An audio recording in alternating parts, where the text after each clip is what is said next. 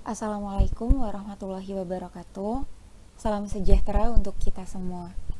Yang saya hormati Ibu Dwi Wulansari selaku dosen pengampu mata kuliah Statistika bidang Sosek, serta teman-teman sekalian yang saya banggakan. Pertama-tama saya ucapkan puji dan syukur kehadirat Allah Subhanahu wa Ta'ala, karena berkat rahmat-Nya lah saya bisa take video pada hari ini untuk memenuhi tugas dari mata kuliah Statistika bidang Sosek. Sebelumnya, perkenalkan nama saya Kalisania Sarah dari kelas Agribisnis B Palembang.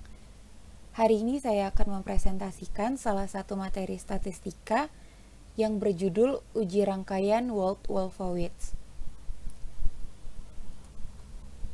Jadi, uji rangkaian Wold-Wolfowitz ini digunakan untuk menguji hipotesis nol yang menyatakan bahwa sampel-sampel yang datanya akan diuji apakah berasal dari populasi yang sama atau identik ataukah tidak. Asumsinya, yang pertama data pengamatan X1, X2, X3 sampai dengan Xn dan Y1, Y2, Y3 sampai dengan Yn. Yang kedua, merupakan sampel bebas, dan yang ketiga, variabel kontinu. Kemudian prosedur uji. Yang pertama, menggabungkan kedua sampel dengan susunan dari data pengamatan terkecil sampai yang terbesar dengan tetap menjaga identitas sampel asalnya. Jadi nanti pertama-tama kita akan mengurutkan datanya dulu, diurutkan dari data yang terkecil sampai dengan data yang terbesar, tanpa mengubah nilai dari data tersebut. Yang kedua, bila ada suatu atau lebih nilai data X yang sama dengan salah satu atau lebih nilai data Y, maka kita harus membuat 2R, yang masing-masing kita sebut dengan run 1 dan run 2. Sebelumnya mohon maaf Ibu jika pelafalannya salah. Run 1 adalah rangkaian yang menghasilkan R paling sedikit, dan run 2 merupakan rangkaian yang menghasilkan R paling banyak. Kemudian run 1 dan run 2 dijumlahkan dan dibagi 2. Yang ketiga, bila angka sama terdapat dalam satu sampel, tidak menjadi masalah. Kemudian syarat. Jadi di sini dituliskan data paling tidak berskala ordinal. Jadi urutan skala data itu ada nominal, ordinal, interval, dan rasio. Rasio merupakan urutan skala data yang paling tinggi. Nah, jika di sini data paling tidak berskala ordinal, berarti data yang bisa digunakan dalam uji rangkaian Wold-Wolfowitz ini adalah data ordinal, interval, dan rasio. Data nominal tidak bisa digunakan. Lanjut ke hipotesa. H0-nya, kedua kelompok berasal dari populasi yang sama. H alternatif atau H1-nya, kedua kelompok berasal dari populasi yang berbeda. Masuk ke contoh soal. Suatu penelitian mengenai serapan hara dan produktivitas jagung dan aplikasi pupuk NPK majemuk telah dilakukan. Penelitian ini dilakukan dengan tujuan membandingkan tingkat produktivitas jagung menggunakan pupuk NPK dengan pupuk urea dari suatu kelompok responden berbeda.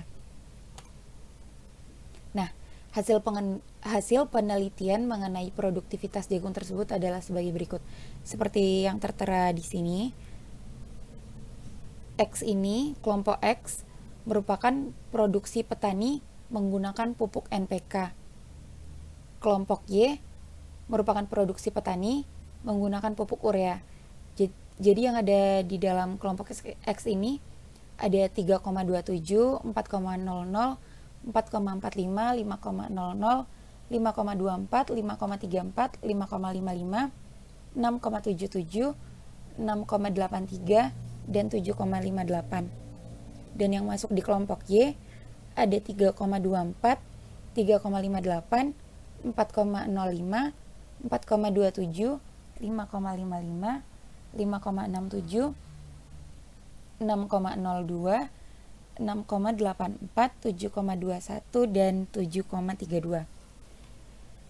dari data di atas kita dapat menyimpulkan bahwa apakah kedua kelompok petani yang menggunakan pupuk yang berbeda tersebut memiliki tingkat distribusi yang sama dengan menggunakan alfa sama dengan 0,05 atau 5%. Jawabannya, yang pertama kita buat hipotesisnya dulu.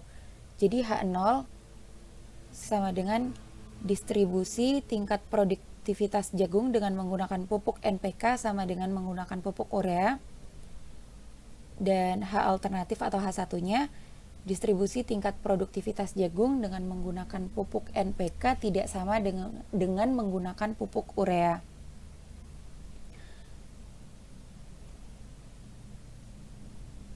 Jadi yang pertama kita buat di sini adalah run 1. Datanya kita urutkan dulu dari data yang terkecil sampai data yang terbesar. Jadi di sini yang paling kecil adalah 3,24 dan yang paling besar adalah 7,58.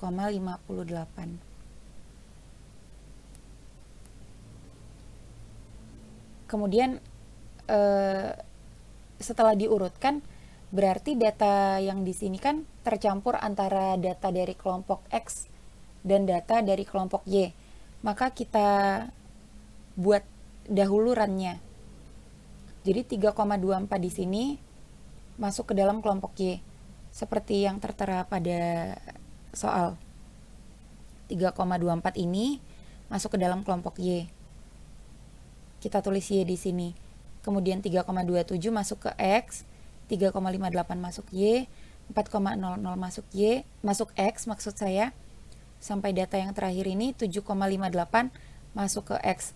Nah, di sini YX ini kita sebut sebagai run-nya. Jadi run keberapa begitu.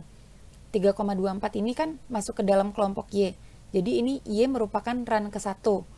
Nah, 3,27 ini masuk ke dalam kelompok X.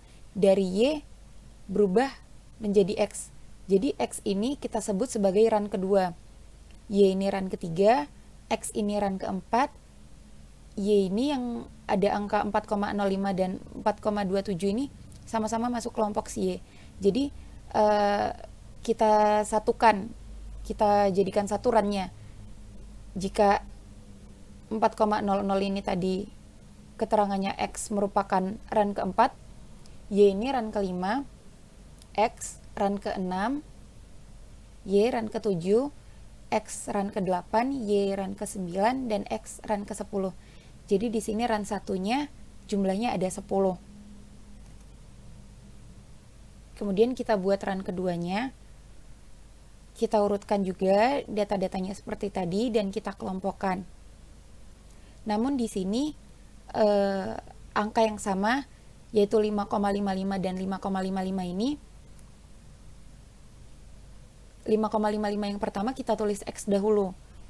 Jika di sini ditulis X, di sini ditulis Y dahulu maksud saya.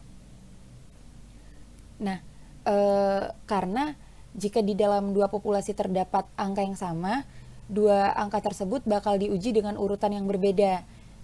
Jadi maksudnya di sini seperti yang saya katakan sebelumnya, jika di data run 1 masuk ke dalam kelompok X, maka di run 2 ini dia masuk ke dalam kelompok Y.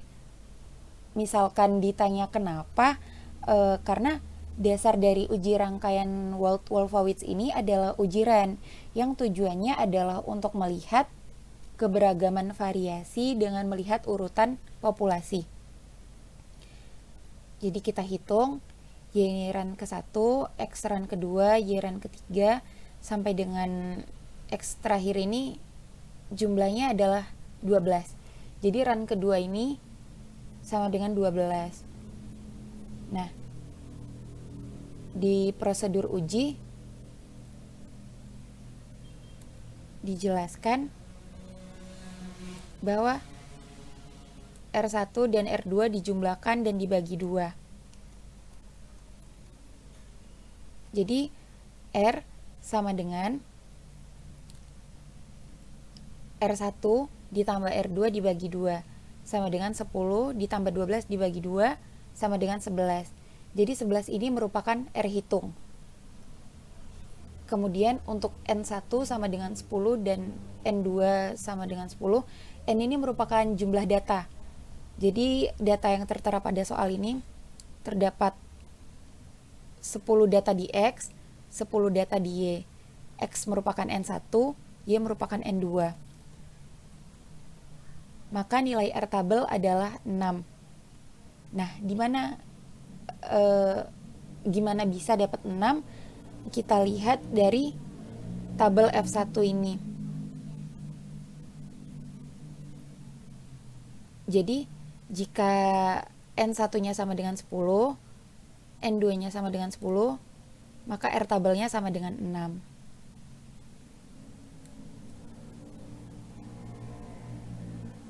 Jadi di sini R tabelnya sama dengan 6.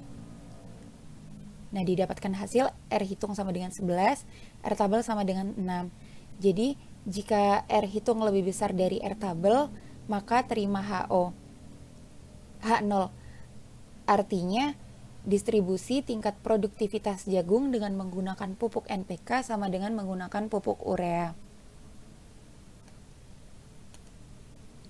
Mungkin sekian presentasi yang bisa saya sampaikan. Mohon maaf apabila banyak kekurangan dari video yang saya jelaskan. Terima kasih. Wassalamualaikum warahmatullahi wabarakatuh.